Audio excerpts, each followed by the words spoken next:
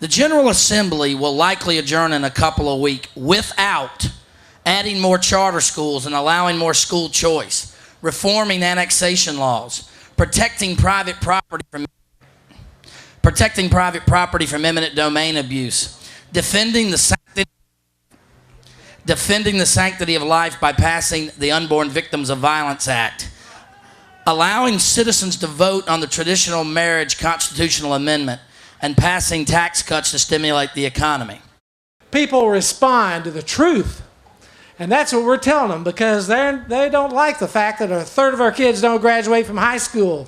We don't fund our roads even though we increase our spending by 9.5%. We've got the highest taxes of any state in the Southeast. In fact, you know, we've lost 75,000 jobs just to our 3 neighboring states in the last 5 years. That's horrible. They've taken with them $6 billion of capital investment. Now, why did that happen? Well, Governor Mark Sanford answered the question for me at one of our meetings in Charlotte. He said, the greatest marketing tool we have in South Carolina are North Carolina's high tax rates. The top 1% of taxpayers pay 39% of all taxes. That's $87,000 and above. If you make that much, you're in the top 1%. The top 5% of taxpayers pay 60% of all taxpayers. The top 10% pay 70%, and the top 40% pay 99% of all taxes. So when they start saying we're going to raise Social Security taxes and raise the capital gains tax rate, that affects 100 million people who own stock and are trying to make a little money, and so they can do better for the family. That's 100 million people. Now, all those 100 million people aren't rich. New regulations and energy taxes pose a severe threat to our economic prosperity. How many of you at this rally think that the government's effort to change the climate might just affect your pocketbook? I thought so. You know, I was walking through the legislative building earlier today, and I saw all of you in your T-shirts, Take Back Our State T-shirts. And I watched the legislators and I watched a lot of their staff, and they were a little nervous. Did you pick that up today? Were some of these guys a little nervous to see you?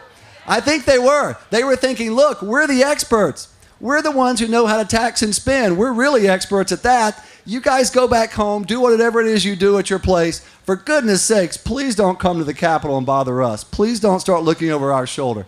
But I've got news for them. We're going to bother them. We're going to take back this state with your help. They need to be reminded of a few simple facts. It's your money, not theirs. You earned it, not them. You have a right to keep more of your money. You know, North Carolina has one of the highest tax rates or highest tax structures in the nation and the highest in the Southeast. They keep telling us we can't reduce taxes because we've got to spend all this money. Well, the reality is, and I'm going to borrow a phrase, yes, we can.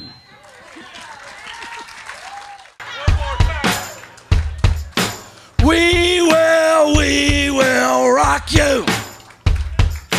We will rock you. We need to get outside the belt line here and find out the impact of taxes, the impact of crime, the impact of the lack of jobs. It is up to us as elected officials to find out what the problems are and then with you work with solutions. That is our job. We're public servants, not the other way around.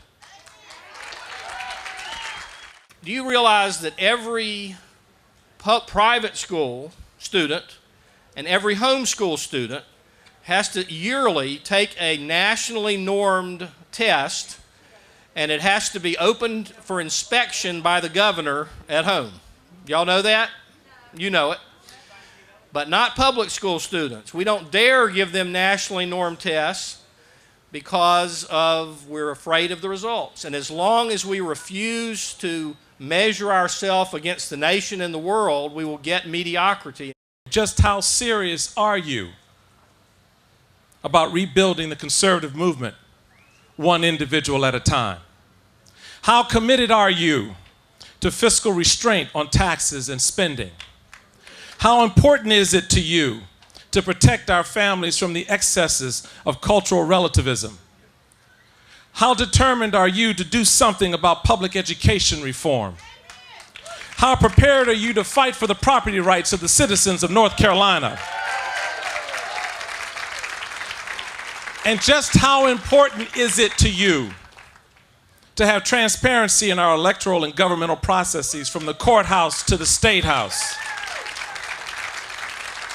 The last time I checked, there were 25 separate taxes that we pay in North Carolina. And that doesn't include the fees that we pay on so many things. You know, if you get a fishing license, you pay a fee. Newborn babies, screening test, you pay a fee. There's even fees on coffins. You name it. They are getting our money every way they can. And I'm going to tell you, it makes me kind of mad. Now, I wouldn't be mad if I felt like I was getting my money's worth for all of these taxes that I pay. I know many of you won't be voting Libertarian, but I hope that you respect the right of me and my fellow Libertarians to have our choice on the ballot. There are 76 races in the General Assembly that have either only a Republican or only a Democrat. We need more choice in North Carolina, not fewer choices.